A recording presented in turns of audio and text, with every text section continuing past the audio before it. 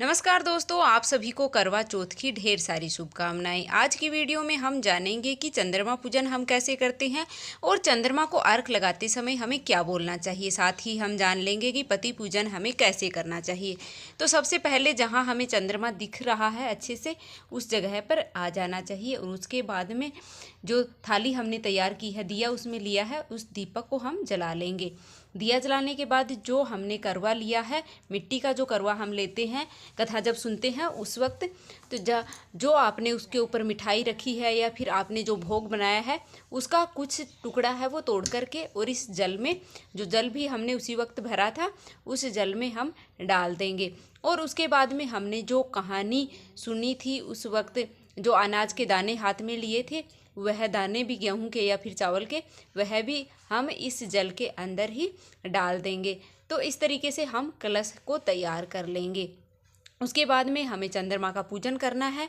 तो चंद्रमा का पूजन करने के लिए मैंने यहाँ पर हाथ में जो थाली ली है उसको मैं एक जगह पर रख देती हूँ, फिर अच्छे से चंद्रमा का पूजन है वो कर लेती हूँ। तो उसके बाद में जो हमने यहाँ पर, किसी के यहाँ तिल्ली लगाई जाती है, किसी के यहाँ सींक लगाई जाती हैं, तो उनको निकाल करके और फिर करवे को ऊपर उठा करके, और इस तरीके से हमें एक धार में अर्घ है वो चंद्रमा को लगाना होता है। तो चंद्रमा को अर्घ लगाते समय हमें यह मंत्र बोलना चाहिए। हरे बांस की छाबड़ी, गले मोतियन का हार, चंद्रमा को अर्घ देऊं, जिए मेरे भाई भरतार। आक तले सासरा, डाक तले नंदसार, पीहर सासरो ऐसे बड़े, जैसे कीड़ी नांगरा नाल। तो यह मंत्र है वो हमें चंद्रमा को अर्घ लगाते समय बोलना चाहिए।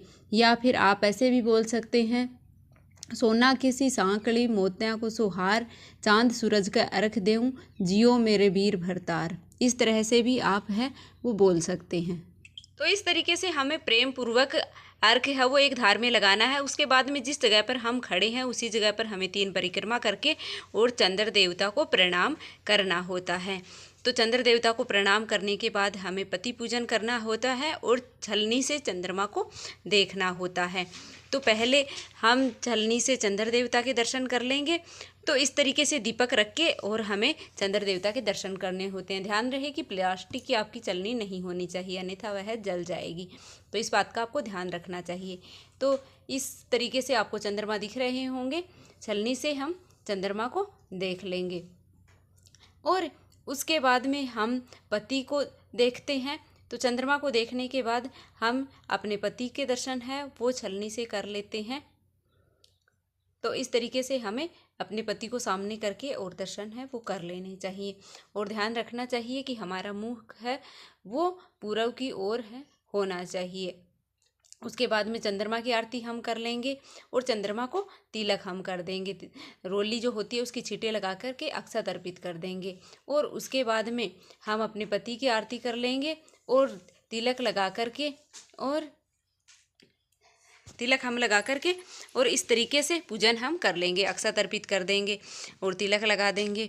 और फिर जो जल होता है वह हम पहले पति को पिला देंगे और फिर खुद जल पी करके, और पति के हाथों से मतलब खुद जल पी करके, और उसके बाद में हमें व्रत है अपना खोल लेना होता हो।